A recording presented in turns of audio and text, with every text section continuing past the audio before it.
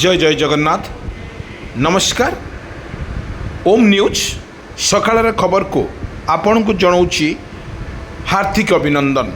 आसतु किछि गुरुत्वपूर्ण घटना पर नजर पकेबा पूर्वर आज कौन रही लघुचाप जनित वर्षार प्रभाव रे ओडिशार कौन रही यार प्रभाव टेक्निक खबर पर आम नजर पकेनबा। आसतु देखिबा प्रथमे लघुचाप जनित वर्षार भिजुची सारा ओडिशा। 7 तारिख रे सृष्टि होथुबा एक घूर्णिबलय फल ओडिशार अनेक स्थान रे वर्षा मध्य जारी रही। आपण को आम देखु एक भिजुआल ए भिजुआल रे आपण स्पष्ट चित्र बारी होथुबो। निश्चित भाव रे वर्षार तांडव लीला ओडिशा उपरे सीधा सड़क पड़ुछि एवं एठी कहिबाकू आम चाहूँ जो भाव में ओडिशार अगस्ट मास पर्यंत जो रही यार डेडलाइन रही लघुचाप को नहीं डेडलाइन नहीं सरकार तरफ वर्तमान जो लघुचाप वर्षार भिजुची वर्तमान सारा ओडिशा आम देखुचलु एभली भाव में परिस्थितिर ओडिशा गति करुछि। किंतु प्रत्येक जिले में लगी रही तुहा को तुहा वर्षा सहित बिजुली घड़घड़ी सहित वर्षा मध्य जारी रही। ओडिशा रे अगस्ट 10 तारिख दिन प्रबल वर्षिब राज्य में बिजुली घड़घड़ी सहित प्रबल वर्षा लगी रही। अगस्ट 10 तारिख जाए बिजुली घड़घड़ी सहित वर्षा प्रबल वर्षा पाई समस्त 30 जिला को येलो वार्निंग जारी करिछि भुवनेश्वर स्थित आंचलिक पाणीपाग विज्ञान केन्द्र। किंतु आमे कहि रखुछु आपण मानकु आसंता 24 घंटा मध्य राज्य रे समस्त जिले में बिजुली घड़घड़ी सहित प्रबल वर्षा मध्य जारी रहियो बोली आकलन मध्य करिछि आंचलिक पाणीपाग विज्ञान केन्द्र। से भली भाव में अगस्ट 9 तारिख रे मध्य समस्त जिले में बिजुली घड़घड़ी सहित प्रबल वर्षा पाई येलो वार्निंग जारी करिछि आंचलिक पाणीपाग विज्ञान केन्द्र। आमे कहि रखुछु बारंबार तेबे अगस्ट 10 तारिख रे बिजुली घड़घड़ी सहित प्रबल वर्षा पाई राज्य में 19 जिला को येलो वार्निंग जारी करिछि आंचलिक पाणीपाग विज्ञान केन्द्र।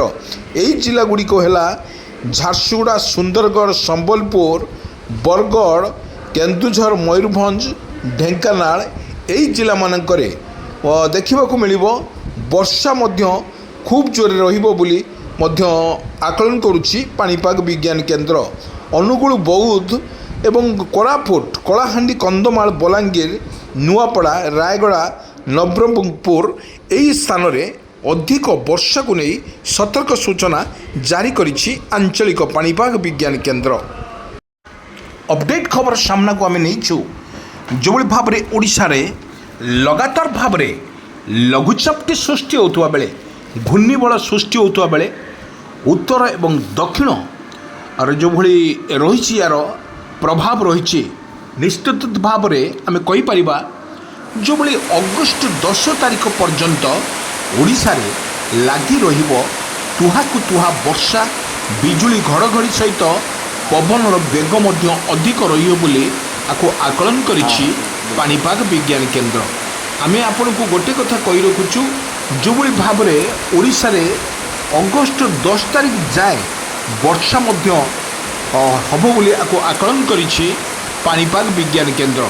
आमे गोटे कथा आपण मानकु कहि रखुछु से भली भाव में आसंता 24 घंटा मध्य राज्यर समस्त जिले में बिजुली घड़घड़ी सह प्रबल वर्षा पाई येलो वार्निंग जारी करिछि आंचलिक पाणीपाग विज्ञान केन्द्र।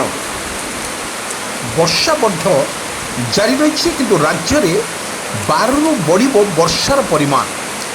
किंतु आजिर विभिन्न जिला को प्रभाव अति प्रबल वर्षा को नहीं अलर्ट जारी करिछि आंचलिक पाणीपाग विज्ञान केन्द्र। किंतु आमे आपण को कहि रखुछु राज्य में 12 तारिख रु कमिबो वर्षार परिमाण। सृष्टि लघुचाप क्षेत्रर प्रभाव रे राज्य में प्रबल वर्षा हेबा नै संभावना रही। गत 24 घंटा मध्य राज्य में अनेक स्थान में ହାଲୁକାରୁ ମଧ୍ୟମ ଧରଣର ବର୍ଷା ମଧ୍ୟ ରେକର୍ଡ ହୋଇଛି। ସର୍ବାଧିକ ବର୍ଷା ଗଞ୍ଜାମ ଜିଲ୍ଲା ଆସ୍କାରେ 90 କିଲୋମିଟର ରେଡ୍ ୱାର୍ଣ୍ଣିଂ ମଧ୍ୟ ଜାରି କରିଛି ଆଞ୍ଚଳିକ ପାଣିପାଗ ବିଜ୍ଞାନ କେନ୍ଦ୍ର। ବର୍ତ୍ତମାନ ଯାହା ଆମେ ନେଇଛୁ ଆପଣମାନଙ୍କୁ, ସମୁଦ୍ର ମଧ୍ୟରେ ବର୍ତ୍ତମାନ ଏକ ଘୂର୍ଣ୍ଣିବଳୟ ସୃଷ୍ଟି ହୋଇଛି। ଏହା ଫଳରେ ବାଂଲାଦେଶ ସହ ପଶ୍ଚିମବଙ୍ଗ ତାର ସଂଲଗ୍ନ ଅଞ୍ଚଳରେ ସମୁଦ୍ର ଅଶାନ୍ତ ରହିବାକୁ ସମ୍ଭାବନା ରହିଛି। ମତ୍ସ୍ୟଜୀବୀମାନଙ୍କୁ ମଧ୍ୟ ସମୁଦ୍ର ମଧ୍ୟକୁ ନ ଯିବା ପାଇଁ ବାରଣ ହୋଇଛି। ପାଣିପାଗ ବିଜ୍ଞାନ କହିବା ଅନୁଯାୟୀ ବର୍ତ୍ତମାନ ସମୁଦ୍ରକୁ ନ ଯିବା ପାଇଁ ମଧ୍ୟ ବାରଣ କରିଛି ଆଞ୍ଚଳିକ ପାଣିପାଗ ବିଜ୍ଞାନ କେନ୍ଦ୍ର।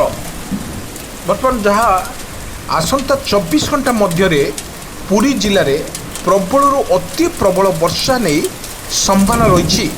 ତେବେ ଖୋର୍ଦ୍ଧା, ଜଗତସିଂହପୁର, କଟକ ସହ ଗଞ୍ଜାମ, ଗଜପତି ଏବଂ ସୁନ୍ଦରଗଡ଼ ଓ କେନ୍ଦୁଝର ଜିଲ୍ଲାରେ ପ୍ରବଳ ବର୍ଷା ହେବାର ସମ୍ଭାବନା ରହିଛି। କିନ୍ତୁ ଏହା ସହ ବିଜୁଳି ଘଡ଼ଘଡ଼ି ସହିତ 30ରୁ 40 କିଲୋମିଟର ବେଗ ଘଣ୍ଟା ପ୍ରତି ବେଗର ମଧ୍ୟ ପବନ ବହିବାର ମଧ୍ୟ ସମ୍ଭାବନା ଅଛି। ସେହିପରି ଆଜି ମଧ୍ୟ ଗଞ୍ଜାମ, ଗଜପତି ଜିଲ୍ଲାରେ ପ୍ରବଳ ବର୍ଷା ସହ ବିଜୁଳି ଘଡ଼ଘଡ଼ି ଏବଂ 30ରୁ 40 କିଲୋମିଟର ଘଣ୍ଟା ପ୍ରତି ବେଗରେ ପବନ ବହିବାର ମଧ୍ୟ ଅନେକ ଜାଗାରେ ସମ୍ଭାବନା ଅଛି।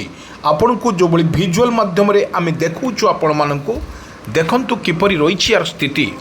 ଓଡ଼ିଶାରେ ସକାଳରେ ଯେଉଁ ଆମେ ଖବର ଆମେ ଦେଖାଉଛୁ ଆପଣମାନଙ୍କୁ, ନିଶ୍ଚିତ ଭାବରେ ଆପଣଙ୍କୁ ଯେଉଁଭଳି ବର୍ଷା ରହିଛି ତାହାର ମଧ୍ୟ ତୁହାକୁ ତୁହା ବର୍ଷା ସହିତ ମଧ୍ୟ ବର୍ଷାରେ ମାଡ଼ରେ ଭିଜୁଛି ସାରା ଓଡ଼ିଶା। ସମଗ୍ର ଓଡ଼ିଶା ବର୍ତ୍ତମାନ ବର୍ଷାରେ ସିଝୁଛି। ଦେଖନ୍ତୁ ଆମେ କହିଛୁ ବାଲେଶ୍ୱର, କଟକ, ପୁରୀ, ଗଞ୍ଜାମ, ଗଜପତି, ରାଉରକେଲା, ଢେଙ୍କାନାଳ, ପାରାଦୀପ ଅନେକ ସ୍ଥାନରେ ବର୍ଷା ମଧ୍ୟ ଲାଗି ରହିଛି। ଆପଣଙ୍କୁ ଭିଜୁଆଲ୍ ମାଧ୍ୟମରେ ଦେଖାଉଛୁ କିପରି ଭାବରେ ତୁହାକୁ ତୁହା ବର୍ଷା ମଧ୍ୟ ଜାରି ରହିଛି।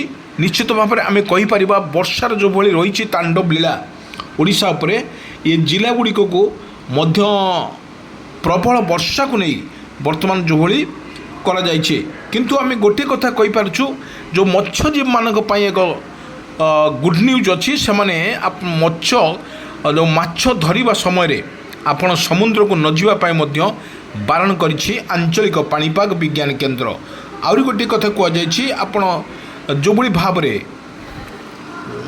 ମଧ୍ୟ ଜାରି ରହୁଥିବା ବେଳେ ସତର୍କ ସୂଚନା ମଧ୍ୟ ପ୍ରତ୍ୟେକ ଜିଲ୍ଲାପାଳମାନଙ୍କୁ ମଧ୍ୟ SRC ପକ୍ଷରୁ ମଧ୍ୟ ସୂଚନା ଦିଆଯାଇଛି। ଯେଉଁଭଳି ଘୂର୍ଣ୍ଣିବଳୟ ସୃଷ୍ଟି ହୋଇଛି ତା ଅବପାତରେ ଲଘୁଚାପରେ କ୍ଷେତ୍ର ସୃଷ୍ଟି ହୋଇପାରେ। ଏହି ପ୍ରଭାବରେ ଓଡ଼ିଶାର ଅନେକ ସ୍ଥାନରେ ବର୍ଷା ମଧ୍ୟ ସମ୍ଭାବନା ଅଧିକ ଥିବାରୁ ପ୍ରତ୍ୟେକ ଜିଲ୍ଲାପାଳମାନଙ୍କୁ ମଧ୍ୟ ସତର୍କ କରାଯାଇଛି।